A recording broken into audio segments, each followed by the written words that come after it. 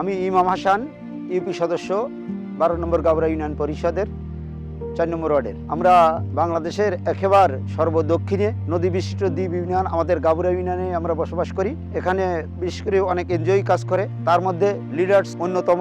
এই লিডার্স এনজিওর মাধ্যমে এলাকার গণ্যমান্য ব্যক্তিবর্গ নিয়ে আমরা সিআরের মাধ্যমে এলাকার ঝুঁকিপূর্ণ রাস্তাঘাট বা এলাকার যে সমস্যাগুলো আছে সেই সমস্যাগুলো চিহ্নিত করি। তো আমাদের আজকের এই যে কর্মযজ্ঞ দেখছেন, এটাও আমাদের সিআরের মাধ্যমে লিডার্সের মিটিংয়ে বসেই আমাদের এই রাস্তার বাজেট করা হয়। সেখান থেকে আমরা ইউনিয়ন পরিষদের কাবিটার টাকা দিয়েই এই কাজটা করতেছি। এছাড়া দুর্যোগের সময় আমাদের লিডার্সের যে ইউথ টিম আছে, এরা এবং ইউনিয়ন সিপিপি, আমাদের ইউনিয়ন পরিষদের যে দুর্যোগ কমিটি সদস্যরা আছে, সবাই মিলে মানুষকে দুর্যোগকালীন সময় উদ্ধার করতে হয় সেই ধরনের জিনিসপত্র কিন্তু ওনারা প্রদান করেছেন। বিশেষ করে WDMC, আমাদের ওয়ার্ড দুর্যোগ ব্যবস্থাপনা কমিটি আছে, তাদের সাথে লিডার্সের ইউথ কমিটিরও কয়েকটা মিটিংয়ে আমরা কিন্তু দুর্যোগের সময় মানুষকে কিভাবে তার জানমালের রক্ষা করা যায় সে বিষয়ে আমরা আলোচনা করি। যার কারণে দুর্যোগে আগে যেভাবে মানুষ ক্ষতিগ্রস্ত হতো সেই পরিমাণে এখন ক্ষতিগ্রস্ত কমে গেছে আর কি।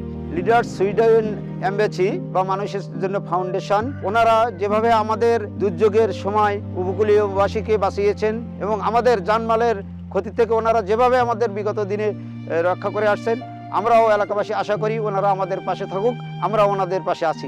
কমিউনিটি রিস্ক অ্যাসেসমেন্ট বা দুর্যোগ ঝুঁকি নিরূপণ প্রতিটি প্রকল্পের শুরুতেই করা হয়ে থাকে। তেমনি আমাদের এই community base resilience women empowerment action প্রজেক্টেও আমরা এই সিআরের কার্যক্রম বাস্তবায়ন করেছিলাম। তো এই সিআরের শুরুতে আমরা প্রকল্পের শুরুতে এই গাবরা ইউনিয়নের প্রতিটি ওয়ার্ডের জনপ্রতিনিধি, সুশীল সমাজ, শিক্ষক, ইমাম, পুরোহিত তথা সমাজের বা ওই ওয়ার্ডের সকল আপামর জনসাধারণের মাধ্যমেই এই অংশগ্রহণেই এই সিআরের কার্যক্রমটা বাস্তবায়ন করা হয়েছিল।